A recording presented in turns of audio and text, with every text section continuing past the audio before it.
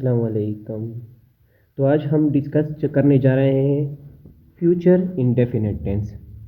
That what is future indefinite tense, how we use future indefinite tense, how we use the negative and interrogative sentences of future indefinite. मतलब नन बमुश्तशा कहू future indefinite कहू future indefinite tense uses चलेंगे दी दे negative interrogative sentences बमूंग सरेंगे यूज़ कहू।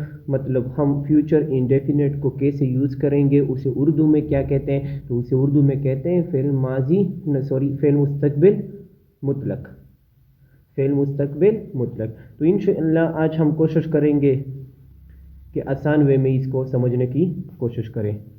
तो सबसे पहले यहाँ पे जैसे आपको दिखाई दे रहा है कि अंग्रेज़ी में तर्जुमा करने के तरीके। इस टेंस में आई और वी के साथ शेल और वर्ब की पहली फॉर्म का इस्तेमाल किया जाता है। मतलब टेंस में क्या, आई और वी के साथ शेल और वर्ब की पहली फॉर्म। इसके अलावा यू, दे, इट, शी, मतलब आई और वी के अलावा जितने भी प्रोवर्ब है, प्रोनाउन है या नाउन है, उन सब के साथ वर्ब की पहली फॉर्म और विल लगाया जाता है। मतलब इनके साथ क्या है, विल और वर्ब की पहली फॉर्म इस्तेमाल होती है।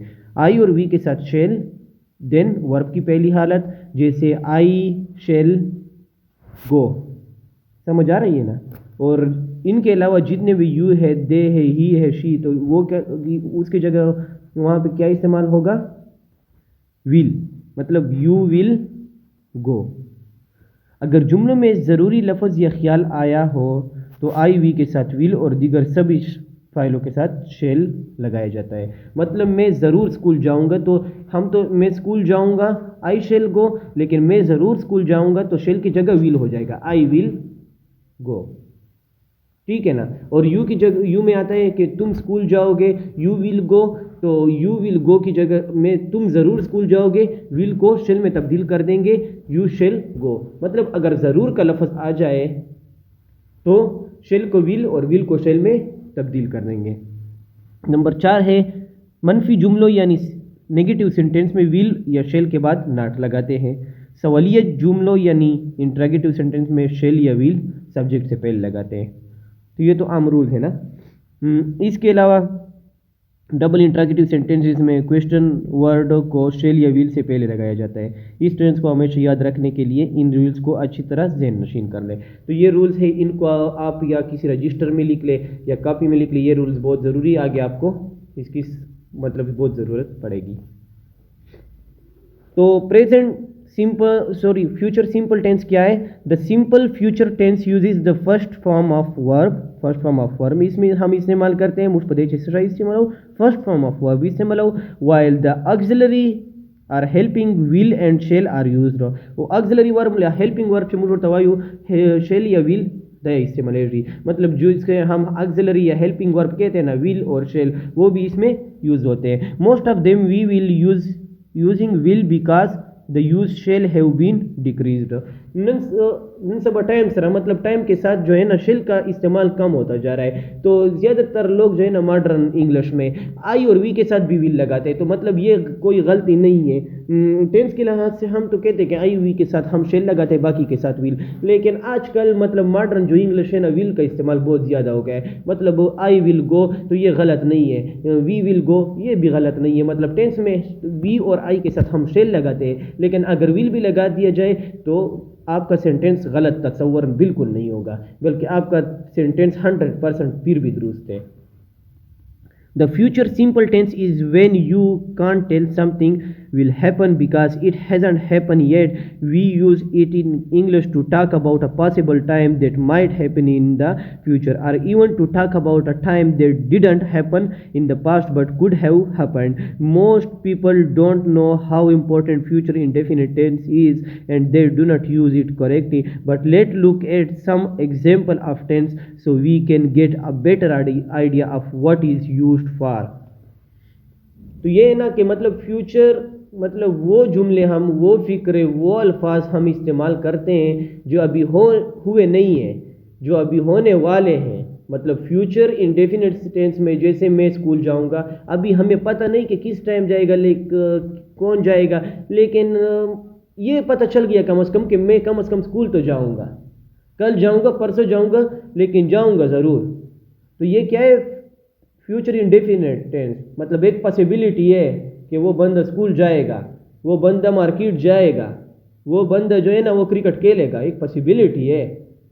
फुल यकीन कन्फर्म नहीं है कि कितने बजे खेलेगा, कितने टाइम पे खेलेगा, मतलब लेकिन एक पॉसिबिलिटी क्रिएट होती है कि फ्यूचर में वो बंदा ऐसा काम करेगा। इसके अलावा अच्छी तरह से फ्यूचर इंडेफिनिट को समझना भी बहुत ज़रूरी है ना। तो उसको अच्छी तरह से समझने के लिए हम कुछ एग्जाम्पल की तरफ बढ़ते हैं। पहला एग्जाम्पल है, सारा एक गाना गाएगी, सारा विल सिंग अ सॉन्ग, सारा विल सिंग अ सॉन्ग। सारा है, फिर प्लस ऑक्सिलरी वर्ब है या हेल्पिंग वर्ब विल है, फिर उसके बाद क्या है, वर्ब की पहली फॉर्म, सारा विल सिंग या सारा विल सिंग अ सॉन्ग। मैं मेहनत करूँगा, I shall work hard, I shall work hard. अभी मैंने कहा आई और विल के वी के साथ शेल आता है, तो शेल यहाँ पे लगाए। अगर आप कहोगे ना कि आई विल वर्क हार्ड, तो ये भी गलत नहीं है, क्योंकि मैंने आपको पहले ही कहा कि मॉडर्न जो इंग्लिश है उसमें कंसेप्ट क्या आ रहा है कि मतलब जितने भी वो है ना सेंटेंसेस, उसमें हम शेल की जगह विल भी इस्तेमाल कर ले, कोई बात नहीं। विल का इस्तेमाल मॉडर्न इंग्लिश में बहुत ज़्यादा है। क्या वो सबक पसंद करेगा, will he like the lesson. ये क्वेश्चन मार्क सेंटेंस है, लेकिन आगे इसमें इसकी फिर वो हम करेंगे, पड़ताल करेंगे, फिर इसे सही से देखेंगे। आप नहीं पसंद, आप ये क्या है, आप नेस को ये मैंने क्या लिखा है, you will not clean up the mess. अच्छा, आप नेस को साफ नहीं करेंगे। तो ये नेगेटिव सेंटेंस है, आगे बढ़ते हैं फिर समझ आ जाएंगी। अच्छा, अभी स्टेप बाय स्टेप जाते हैं। सबसे पहले क्या होता है, पॉजिटिव सेंटेंस होती है, मतलब अफर्मेटिव सेंटेंस। अफर्मेटिव सेंटेंस होती है पॉजिटिव जुमले, उसके बाद फिर नेगेटिव होते हैं नफी, फिर उसके बाद इंटरोगेटिव होते हैं। हम अभी स्टेप बाय स्टेप जाएंगे। तो सबसे पहले क्या है, future indefinite tense, affirmative sentences. The affirmative or assertive sentences, हम असर्टिव सेंटेंस भी कहते हैं, पॉजिटिव सेंटेंस भी कहते हैं और अफर्मेटिव सेंटेंस भी कहते हैं। तो the affirmative or assertive sentence in the future simple tense are used to describe in favour of expression in opinion, beliefs and facts which may later be considered correct at some point. In other words, assertive sentences are written in support of future work which the object is going to do. अभी इसका structure मतलब वही बात हुई ना कि मतलब हम उसे इस्तेमाल करेंगे फ्यूचर टाइम में, और जो काम अभी हुआ नहीं है होने वाला है तो उसे हम करेंगे। जैसे मैं स्कूल जाऊंगा, I will go to school, या I shall go to school, वो स्कूल जाएगा, he will go to school. तो हम मतलब वो काम करेंगे, तो इसे क्या कहते हैं, फ्यूचर अफर्मेटिव या पॉजिटिव सेंटेंस। अभी इसका स्ट्रक्चर कैसे होगा, स्ट्रक्चर जो है ना इसका है, सब्जेक्ट है, फिर ऑक्सिलरी वर्ब को क्या है, विल या शेल है, फिर उसके बाद वर्ब की पहली फॉर्म आती है। अगर ऑब्जेक्ट डालना चाहे और ना डालना चाहिए ये कंपलसरी नहीं है, बल्कि आपकी मर्जी, अगर डालना भी चाहे और नहीं भी डालना चाहे। तो पहला फिक्र है, हम जल्द ही वापस आएंगे, we will be back soon, we will be back soon. और हम ऐसे भी कहते थे, we shall be back soon. मैं आपको बाद में कॉल करूँगा, I will give you a call later. तो पहले फिक्रे में हमने क्या लिखा है, we will be back soon. तो हमने तो कहा था कि मतलब subject plus verb, auxiliary verb plus verb की पहली फॉर्म होगी ना। तो ये क्या हो गया, आप कहेंगे कि मतलब ये बी जो है ना, ये आपने हेल्पिंग वर्ब दूसरा लगा लिया कि क्या लगा लिया। तो यहाँ पे जो बी है ना, ये क्या है, वर्ब की पहली फॉर्म है। यहाँ पे क्या मेन वर्ब की जगह इस्तेमाल हुआ है, किसकी जगह, मेन वर्ब की जगह। वी विल, वी क्या हो गया, सब्जेक्ट हो गया, विल क्या हो गया, ऑक्सिलरी वर्ब हो गया, बी क्या हो गया, यहाँ पे मेन वर्ब, मॉडल वर्ब है, मेन वर्ब का काम कर रहा है। असल में तो ये मॉडल वर्ब है ना, जब मेन वर्ब नहीं होता तो मॉडल वर्ब क्या करता है, मेन वर्ब का काम करता है, बैक सून। यहाँ पे वजाहत भी दी गई, you would probably by thinking that why I have use be after will is because we use in future continuous tense, तो हम बी को फ्यूचर कंटिन्यूस टेंस में वो करते हैं ना, तो यहाँ पे हमने क्यों यूज़ किया है फ्यूचर कंटिन्यूस टेंस, बाद में हम पढ़ेंगे। तो to answer it consider about sentence without be it will become we will back soon. तो ये जो बी के बगैर ये फिक्र है ना, ये अजीब सा मतलब दिखाई देता है, इसमें वो मज़ा नहीं होता। तो उसको मज़ा, उस फिक्र को अच्छी तरह और ग्रामेटिकली और सब कुछ सही बनाने के लिए, मतलब उसको सही लिखने के लिए हम बी यूज़ करते हैं और उसको मेन वर्ब कंसिडर करते हैं। अच्छा, ये तो आई और वी का हमने इस्तेमाल किया ना, ये फर्स्ट पर्सन। सेकंड पर्सन का इस्तेमाल कैसे करेंगे, मतलब यू का। आपको खाना पसंद आएगा, you will like the food very much, आप उसे फौरन करेंगे, you will do it right away. तो यू क्या हो गया, सब्जेक्ट हो गया, प्लस विल क्या हो गया, विल क्या हो गया, auxiliary verb, will plus shall क्या है, ऑक्सिलरी वर्ब। फिर उसके बाद लाइक द फूड, मतलब लाइक क्या हो गया, ये वर्ब हो गया। तो हमने उसका स्ट्रक्चर आपको याद सीखना चाहिए, बाकी बहुत आसान है। सब्जेक्ट प्लस क्या, helping verb, plus helping verb क्या है, विल और शेल है। उसके बाद वर्ब की पहली फॉर्म। चशाई बस दका होता सो खाली 10 दको नोरा सिंपल दा चे सब्जेक्ट प्लस हेल्पिंग वर्ब चशाई शेल और विल प्लस वर्बल पहला फॉर्म हो। मैं इंशाल्लाह द नोरा एग्जांपल है दे रही इजीली। नवाज थर्ड पर्सन को हम इसी तरह यूज करते हैं ना, कि मतलब वो चंद माह बाद यहाँ मतलब होंगे या यहाँ मौजूद होंगे, they will be here a few months later. वही बात है, subject plus helping verb shall और विल प्लस क्या, वर्ब फर्स्ट फॉर्म हो। यहाँ भी वर्ब की फर्स्ट फॉर्म क्या है, बी इस्तेमाल हुआ है। अच्छा, तो यहाँ पे उसकी वजाहत फिर आदम साथ वाले कमरे में होगा, Adam will be in the room next door. तो यहाँ पे फिर से वजाहत दी गई है, remember the be used after will is not the part of the auxiliary verb, it is itself a verb defining the presence of the subject. मतलब यहाँ पे बी जो है ना, वो ऑक्सिलरी वर्ब हेल्पिंग वर्ब इस्तेमाल नहीं हुआ है, बल्कि क्या है, बजाते खुद एक वर्ब इस्तेमाल हुआ है। अब आपको मतलब बार बार ज़हन में आएगा जब हम फ्यूचर कंटिन्यूस टेंस पढ़ेंगे कि ये तो बी जो है ना, ये हेल्पिंग वर्ब यहाँ पे इस्तेमाल होते हैं। तो उमेर सर ने यहाँ पे मतलब प्रेजेंट फ्यूचर इंडेफिनिट टेंस में क्यों इस्तेमाल किया था, तो आपको ये ज़हन में रखना चाहिए कि ये जो है ना, ये ऑक्सिलरी हेल्पिंग वर्ब बिल्कुल नहीं, ये मेन वर्ब है और हम यहाँ पे मेन वर्ब उसको इस्तेमाल कर सकते हैं। लेकिन अगर हेल्पिंग वर्ब यहाँ पे इस्तेमाल किया जाए तो ये फ्यूचर इंडेफिनिट टेंस नहीं रहेगा, बल्कि फ्यूचर कंटिन्यूस टेंस बन जाएगा। समझ आ रही है ना। अगर मेन वर्ब हम इसे इस्तेमाल करते हैं, मतलब मेन वर्ब तो हम वैसे भी इसकी स्ट्रक्चर में हमने पढ़ा है कि सब्जेक्ट होगा प्लस उसके बाद शेल और विल आएगा प्लस वर्ब की पहली फॉर्म। तो बी जो है ना, ये वर्ब की पहली फॉर्म है। समझ आ गई ना। आगे चलते हैं, आगे चलते हैं। इनडेफिनिट फ्यूचर टेंस या future indefinite tense negative sentence. तो हम इसको नेगेटिव सेंटेंस कैसे बनाएंगे, बहुत ही सिंपल है। To describe what we will not do in the future or to deny the future work. In other words, we can say that telling what will not happen in the coming time are simple future negative sentences. तो इसका structure क्या होगा, subject होगा plus auxiliary verb होगा। Auxiliary verb जो will और shell है उसी तरह बाकी फिक्र होगा, सिर्फ उसके बाद नॉट लगाया जाएगा, फिर वर्ब की फर्स्ट फॉर्म और वही ऑब्जेक्ट। मतलब हम बोलते हैं ना, you will go to school, तो विल या शेल के बाद नॉट लगा देंगे सिर्फ, you will not go to school. I shall go to school, I shall not go to school. He will play cricket, तो he will not play cricket.